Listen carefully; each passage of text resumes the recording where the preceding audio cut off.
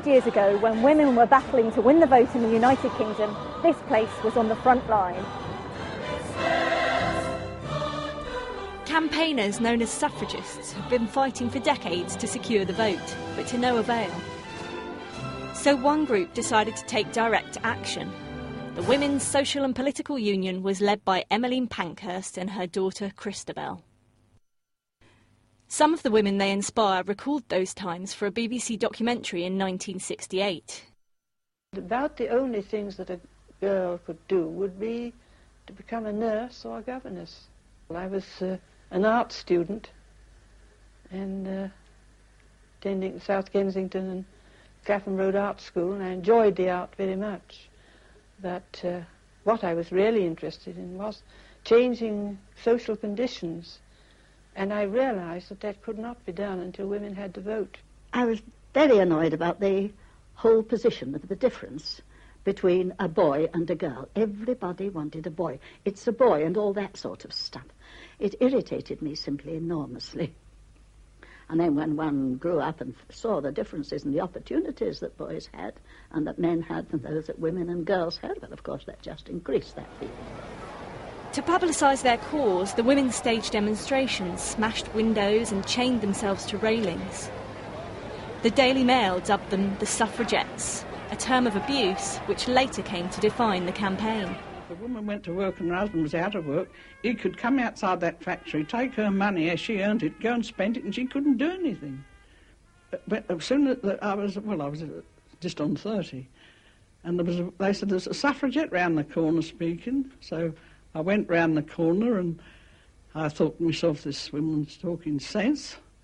When I actually joined, I happened to meet an open-air meeting and heard the speaker say, lunatics, criminals, paupers and women may not vote. Well, I hadn't joined before then, although all my instincts had been that way, but I joined and I was in a poster parade in almost no time after that. There was a tremendous force round us for good. And some people couldn't take it. I remember going on poster parades, so they were charming women who were in it. And they absolutely were smothered with eggs, rotten tomatoes, and you never saw anything like what we looked like at the end. The Palace of Westminster was a place of huge symbolism for the suffragettes. They'd been denied the vote, so they were going to take their fight right into the heart of Parliament. Initially, women would just come into Parliament, as indeed everybody was allowed to do, and they'd ask to see an MP and they'd be shown into Central Lobby. And then when they were sitting waiting, they'd quite often leap up onto the seats and shout votes for women and blow whistles. And this used to happen quite regularly, and it got to such a state that actually women were banned from Central Lobby altogether. By 1908, their rallies were attracting huge numbers, but the Liberal government, led by Asquith, remained unmoved. So that October, the suffragettes planned to rush Parliament. Yes, there'd been a massive demonstration, 250,000 people had gathered, and still nobody would do anything. We still didn't have any movement on the right to vote. So they decided to organise this rush on Parliament, and we think about 60,000 people were on this rush. And indeed, it's been commemorated recently. The environmental movement decided to repeat the rush, and they had a climate change rush on Parliament. So it's a historical precedent for continuing campaigns on other issues as well. Some women did manage to break through the police lines. One even made it onto the floor of the Commons chamber. Emmeline Pankhurst was jailed for her part in inciting the rush. On her release, her colleagues awarded her this medal. It is now owned by the House of Commons and is the centrepiece of a new display by Central Lobby. Having the exhibition in the heart of the Houses of Parliament is very important. This is the place the public can come and where we want to be able to talk to people about the importance of the right to vote, what women and others went through to get the right to vote, and to encourage them to exercise that right and to exercise it democratically. It's very, very important. In November 1910, suffragettes would again try to rush Parliament, but were forced back by police. The violence of the day caused the women to name it Black Friday.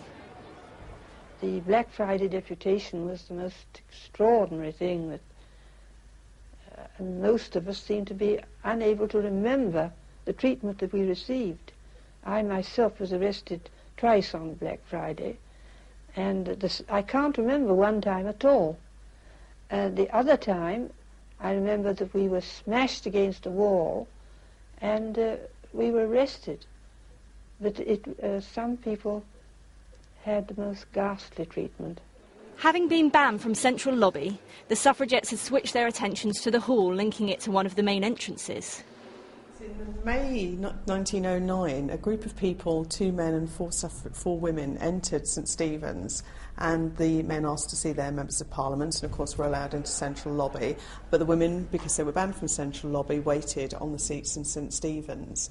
After a few minutes, they all jumped up and they had padlocks and chains hidden about their clothing and chained themselves to 4 of the statues in St Stephen's as a protest, and started to blow whistles. And it was a protest to advertise a forthcoming suffragette rally. But of course the statue of Falkland was slightly damaged in this incident, and the spur from his boot was knocked off, and to this day you can see it's still missing from the statue. One of the regular protesters at Parliament was Emily Wilding Davison. She hid in this broom cupboard in the Palace of Westminster on the night of the 1911 census. So when asked her address, she could reply, the House of Commons. 2 years later, she died when she was hit by the King's horse at the Derby while protesting. The scarf she was wearing that day is on loan to the Commons exhibition. Whether direct action proved more decisive in winning the vote than peaceful campaigning did is debatable. I would have thought there were a whole mix of issues, and indeed the campaign for suffrage, both here and in other countries like in the States, was also connected with the campaign for working rights for women. So you have a whole range of different things going on, but undoubtedly the militant action also played its part, and I have to say, I don't know whether I would have been as brave as they were in some of the action that they took. It's hard to put yourself back in that position, but I wonder what would I have done. I hope I'd have at least been on the demonstration, whether I'd have chained myself to the railings, thrown stones, been under a hunger strike and been force-fed in prison. I'm not quite sure. Public pressure grew as suffragettes in prison were force-fed to prevent them from hunger striking, a hugely unpopular policy. But the turning point would be the First World War. As women took up the jobs men left behind, their war effort was recognised with the Representation of the People Act. In 1918, women over 30 were given the right to vote. Women finally got the right to vote at the same age as men in 1928. As far as there was 50 years of careful negotiation to try and get a vote, 9 years of militancy, done as much good as what the 50 previous years did. But at the finish, it was the 1914 war, and all the agitation from it that brought the vote, in my opinion. Emmeline Pankhurst died a month before the 1928 Act became law. This statue to her was unveiled 2 years later. It stands in Victoria Gardens, close to the Parliament she'd fought so hard to influence.